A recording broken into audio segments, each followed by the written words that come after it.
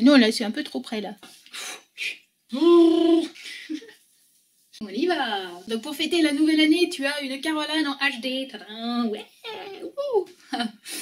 Et oui, j'étraîne aujourd'hui ma caméra avec mon nouveau pied et tout et tout. Et donc j'ai mis des paillettes pour fêter la nouvelle année. Alors aujourd'hui, nouvel an oblige, je vais te parler de mes résolutions pour l'année 2016. Les résolutions, c'est le truc auquel on pense le 1er janvier et auquel on ne pense plus dès le 2 janvier. Ma première résolution pour l'année 2016, c'est de dire plus souvent je t'aime aux gens que j'aime. Et donc je commence tout de suite. Papa, maman, Bertrand, Guillaume, Aline, Francky, Josette, Claude, Mammouth, Sabine, Eric, Damien, Élise, Eliane, Christian, Anna, Alexandre, Christophe, Bruno, Denis, Kikou, Inous, Géraldine, Sandrine, Maria, Esther, Henri, Anne, Samantha, Karine, je vous aime. Et ceux que j'ai oubliés, je vous aime aussi. Je vous aime tous et j'essaierai de vous le dire le plus souvent possible pour que vous sachiez à quel point vous comptez dans ma vie et à quel point votre présence m'est indispensable et précieuse. C'était la première résolution. Ensuite, dans mes autres résolutions, par rapport à mon corps, mes résolutions pour cette nouvelle année, c'est de continuer la gym comme je le fais tous les jours. Ça me fait surtout du bien là, en plus de m'en faire là dans la chair. Et puis de continuer aussi cet apprentissage chaque jour davantage de la liberté alimentaire, ce qui est un apprentissage beaucoup plus compliqué qu'il n'y paraît. J'apprends de plus en plus à aimer mon corps, à le respecter, à l'écouter. Et donc voilà, 2016 sera dans la continuité de tout ça et de cet apprentissage. Par ailleurs, en 2016, je veux absolument aller à Saint-Jean-de-Luz. C'est le rêve pour cette année, c'est mon rêve pour cette année.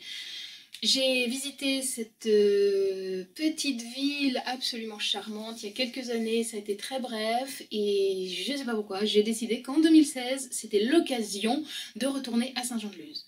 Alors je ne sais pas quand est-ce que je vais faire ça, ni comment, parce qu'il va falloir faire du système D, j'ai pas beaucoup de sous, donc il va falloir faire un peu de la bidouille, mais c'est absolument quelque chose que je tiens à mettre en place pour 2016 et même je tiens à filmer mon voyage, je sais pas. Je pense que je ferai des petites vidéos quand j'y serai pour te dire que j'y suis. Genre, ouh, je suis au Pays Basque et je suis à Saint-Jean-de-Luz, c'est la fête. Au niveau psychologique, pour 2016, je vais essayer de ne pas être trop angoissée, parce que ça c'est une mauvaise tendance de mon tempérament, d'être très angoissée. Je vais continuer de ne pas du tout être une adulte, parce que c'est quelque chose que je ne sais pas faire et j'ai décidé que j'ai pas envie d'apprendre en fait. Donc je vais continuer de ne pas être trop adulte. Et puis aussi un autre truc que j'ai décidé de faire, j'ai décidé de plus faire les choses qui me gonflent. Alors oui je sais, dit comme ça paraît bizarre parce qu'on n'a pas toujours on n'a pas toujours le choix.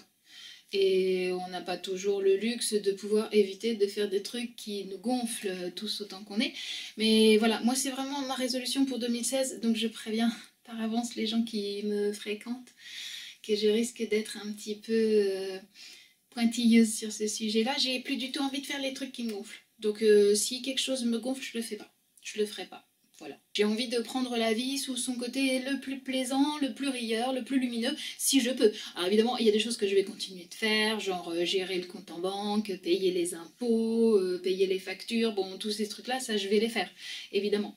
Je suis quand même suffisamment adulte pour pouvoir faire ça.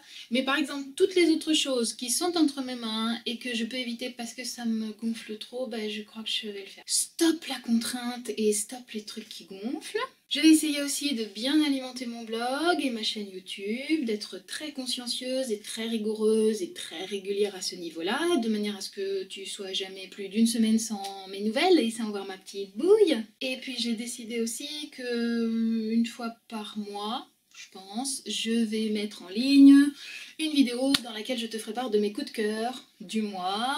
Alors ça peut être des coups de cœur culturels, des livres, des films, des expos, des spectacles, mais ça peut être aussi des coups de cœur pour des événements qui auront eu lieu, pour des gens que j'aurai rencontrés ou pour des personnalités qui m'auront inspiré dans le mois. Enfin voilà, juste de te partager les trucs qui m'auront enthousiasmé, emballé, fait vibrer, fait triper. Puis voilà, je crois que j'ai fait le tour. Si bien sûr, en 2016, ma plus grande résolution, c'est de toujours continuer à essayer d'être la meilleure version de moi-même. Ce qui est très ardu, hein.